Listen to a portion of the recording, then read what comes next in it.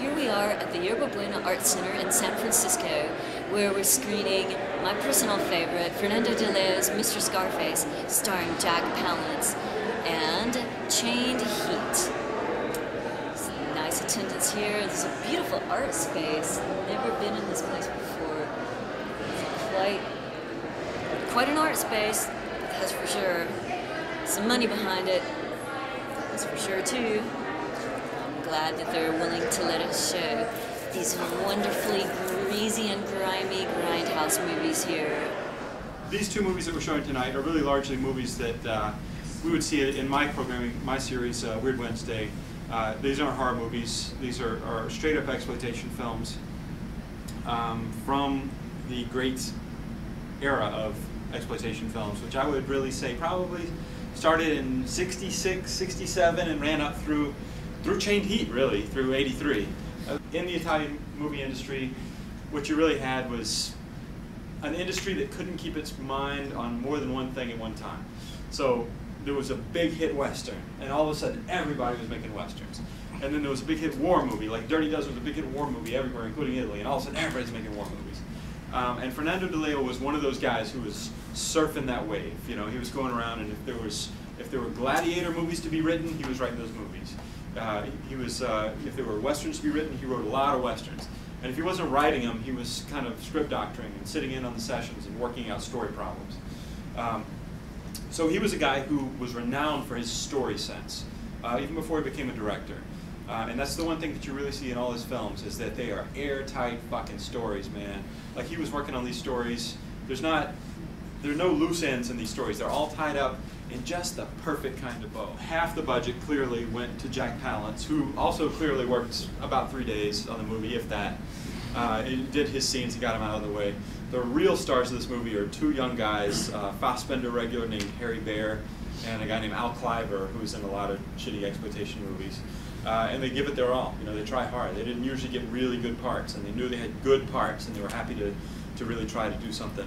And then also the real star, and the one you walk out of here and want to buy a poster of and put on your wall, is a guy named Vittorio Caprioli.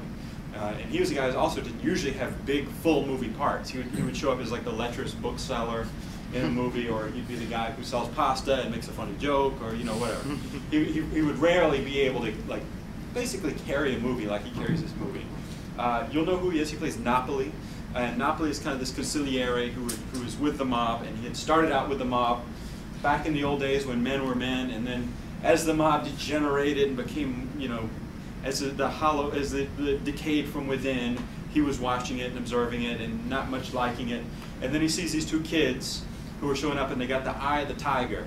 And he sees from these two kids that they're not very studied. They don't have a whole lot of smarts, but they've got the hustle and they got the muscle, and they're ready to roll. So you'll see the way he works it. Watch the genius, not of Vittorio Caprioli the actor necessarily, although it's there, but the genius of Napoli the character, and the way he manipulates things and the way he makes it roll. I think this is a hell of a funny movie. One other thing about this movie, and this is true of a lot of Fernando de Leo movies. By all accounts, I don't speak or read Italian. By all accounts, he wrote great dialogue. And now most of the time, people who wrote great dialogues in genre films would have their work shit on and flushed down the toilet, because nobody ever heard that dialogue. They would just hear whatever the hack, you know, writer and dubbing crew who would write the English version came out with. And so it may have been a beautifully written film with beautiful dialogue in Italy. By the time it got to America, it sounded like a kung fu movie. One great thing that de Leo did in all his films, which he always had a hand in producing, was engaging a guy named Mickey Knox, who did the dubbing and who took care of the dubbing on the films. And they would really do a great job rewriting and dubbing these films and making them sound like, making the dialogue sound as fresh and far more fresh, really, than most American genre films. So that's all I got to say. I hope I've given you a few things that enhance the enjoyment of the film.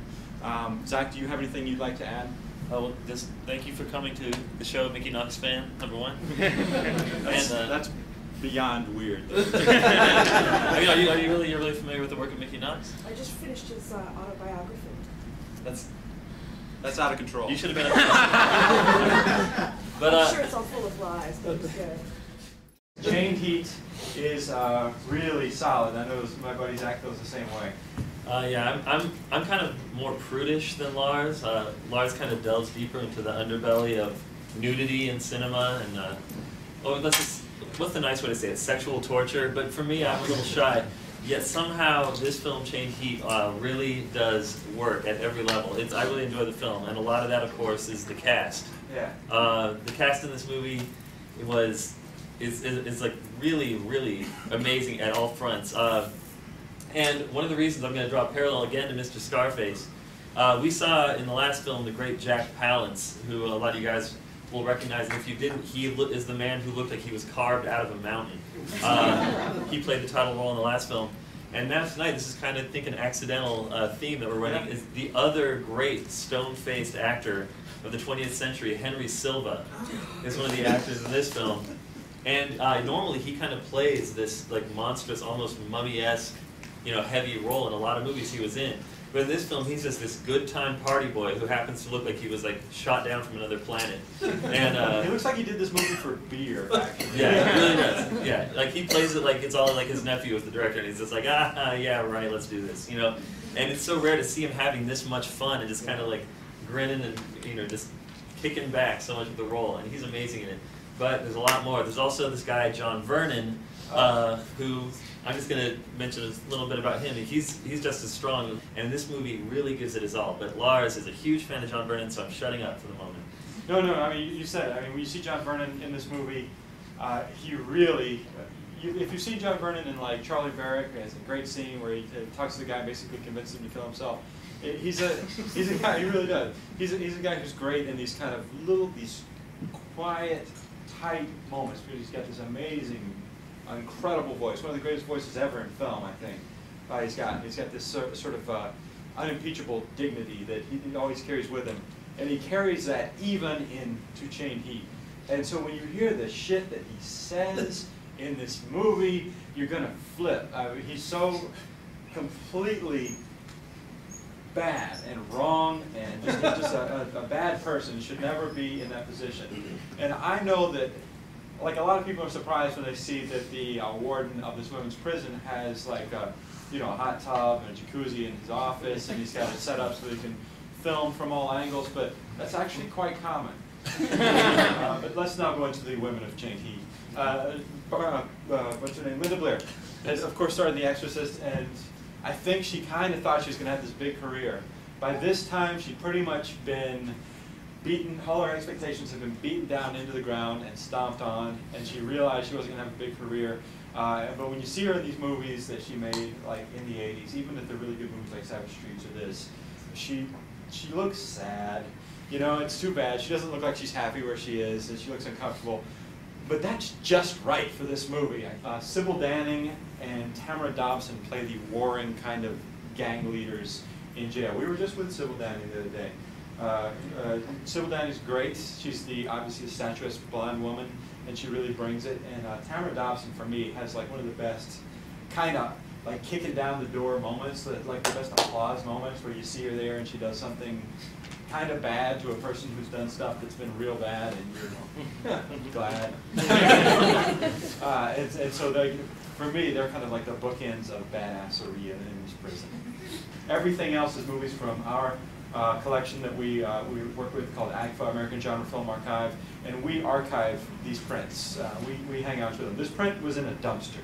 It kind of looks like it sometimes, kind of sounds like it sometimes. You hear all that water damage, but this print was in a dumpster. It was given up. Nobody's released this on a real DVD. All the DVDs that are out of this are like off of VHS tape. So we are archiving and preserving these things. That's our colleague Justin Ishmael in the back, who's actually the head of the American Genre Film Archive, and he's made this whole tour possible. And he's wearing a hat.